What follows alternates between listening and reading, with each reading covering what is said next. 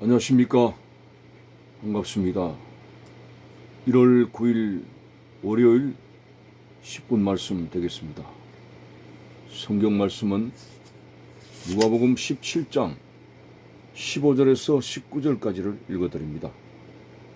그 중에 한 사람이 자기가 낳은 것을 보고 큰 소리로 하나님께 영광을 돌리며 돌아와 예수의 발 아래 엎드려 감사하니 그는 사마리아 사람이라. 예수께서 대답하여 이르시되 10사람이 다 깨끗함을 받지 아니하였느냐? 그 9은 어디 있느냐? 이 이방인 외에는 하나님께 영광을 돌리러 돌아온 자가 없느냐 하시고 그에게 이르시되 일어나 가라. 내 믿음이 너를 구원하였느니라 하시니라. 아멘. 열문둥 병자가 예수님을 만남으로 인해서 깨끗하게 고침을 받았습니다. 이것은 굉장히 자신들의 삶에 놀라운 기적과 하나님의 은총이 아닐 수가 없습니다. 그런데 9명은 자신의 기쁨에 도취되어서 주님 앞에 나와서 감사해야 되겠다는 마음을 잃어버립니다. 그 중에 한 사람이 주님을 찾아와서 감사의 고백을 하고 있는 오늘 본문의 말씀을 한번 생각해 보겠습니다. 참으로 이 한 사람은 특별히 유대인들로부터 멸시를 받는 북쪽 사마리아 사람입니다. 원래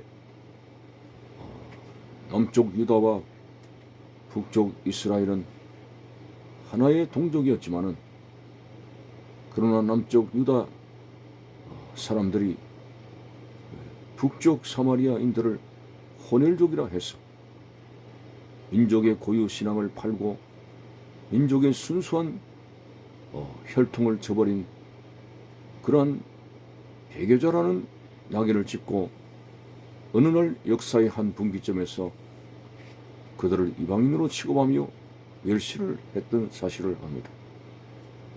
그런데 정작 그렇게 하나님의 선민이라고 자신들을 앞세웠던 열문둥 병자 중에 9명은 하나님 앞에 감사하다는 신앙 그 자체를 잃어버렸습니다. 오히려 멸시했던 이 사마리아 사람이 주님 앞에 나와서 자신의 병고침을 인하여 크게 영광을 돌리고 감사를 했던 모습을 발견하게 됩니다. 참으로 우리가 하나님 앞에 당연히 마땅히 감사할 그러한 믿음의 사람으로서 살아가야 함에도 불구하고 여러 가지 자기 도취에 빠져가지고 하나님의 은혜를 망각하는 이런 일들, 이것은 신앙생활에 큰 문제가 아닐 수가 없습니다. 자, 오늘 본문에 보니까 그 중에 한 사람이 자기가 낳은 것을 보고 큰 소리로 하나님께 영광을 돌리러 돌아와 예수의 발 아래 엎드려 감사하더라. 그는 사마리아 사람이라고 했습니다. 예수님께서는 탄식을 하셨습니다. 아니 10사람이 다 깨끗함을 받지 아니하였느냐? 그 9은 어디 있느냐? 문둥병자, 그 당시에 또 지금도 그렇습니다만 불치병입니다. 살이 썩어 들어가는 고침을 받을 수 없는 그런 불치병입니다. 그러나 하나님 아들 예수 그리스도의 능력을 통해서 그들이 고침을 받았건만은 도대체 예수님 말씀이 9명은 어디 갔느냐? 라고 하였습니다. 10명 중에 한 사람이 주님을 찾아와서 감사했다고 하는 것은 참 하나님의 은혜를 받았어도 감사의 신앙을 가진다는 것이 쉽지가 않다는 것. 90%는 어디론가 가버리고 10%한 사람만이 나와서 주님 앞에 감사하고 있는 이 모습이 참 아주 소중한 하나님 앞에서의 마땅히 해야 될 신앙의 본분을 우리는 생각해 보게 됩니다. 그래서 예수님께서는 이 이방인 외에는 하나님께 영광을 돌리려고 돌아온 자가 없느냐 하시면서 이 감사의 고백을 하고 있는 사마리아 사람에게 구원을 선포했습니다. 내 믿음이 너를 구원하였느니라. 그렇습니다.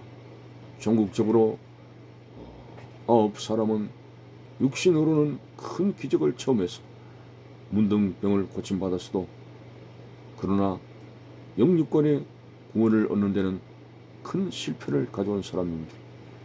그러나 하나님께 영광을 돌리러 온 이 한 사람은 그 믿음으로 인해서 주님께서 내 믿음이 너를 구원하였느니라. 너가 받은 은혜에 대해서 감사하는 그 믿음이 너를 구원하였다고 영육간의 구원을 선포하게 되었습니다.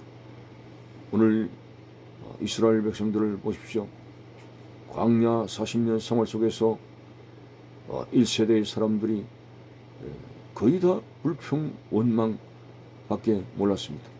물론 광야 생활이 힘들고 어려운 험난한 여행길이라고 하는 것은 인정합니다마는 그러나 힘든 것만은 아니지 않습니까?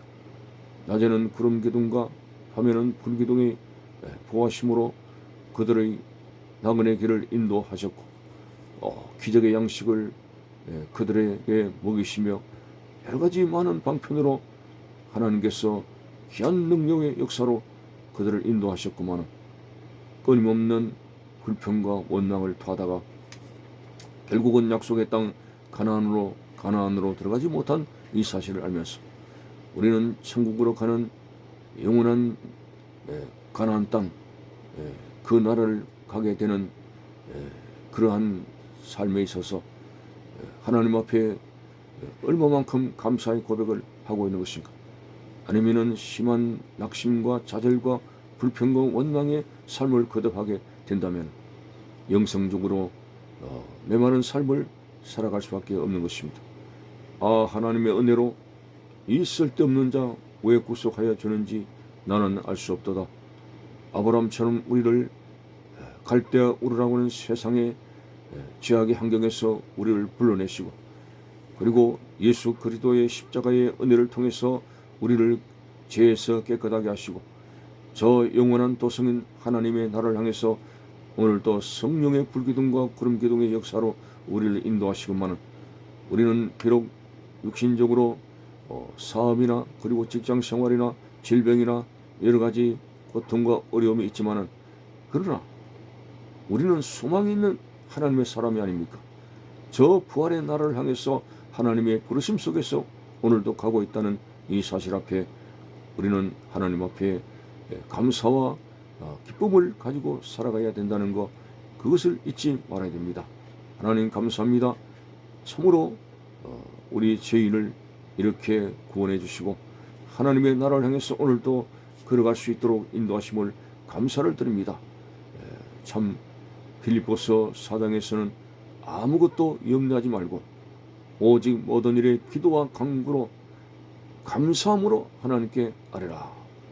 그리하면 모든 지각에 뛰어나신 하나님의 평강이 그리스도 예수 안에서 너희 마음과 생각을 지켜주시겠다고 하는 말씀을 하고 있습니다. 우리의 기도에 감사의 그 가장 중요한 신앙 고백이 함께 해야 된다는 말씀까지 하고 있습니다. 오늘 걸핏하면 부정적인 생각을 가지게 되고 불평과 원망의 생활을 우리는 중지해야 될 것입니다. 하나님 앞에 끊임없는 감사가 하나님의 은혜가 들어올 수 있는 통로가 된다는 사실을 가져야 되고 사탄 원수마귀는 시련과 어려움을 통해 가지고 계속적으로 마음을 부추기며 원망 불평하도록 충동질합니다마는 이런 사단의 계계와 술수를 감사의 능력으로 이겨내고 하나님 앞에 긍정적인 믿음을 가지고 나가는 우리의 감사의 신앙이 될 수 있기를 바라는 것입니다. 감사합니다.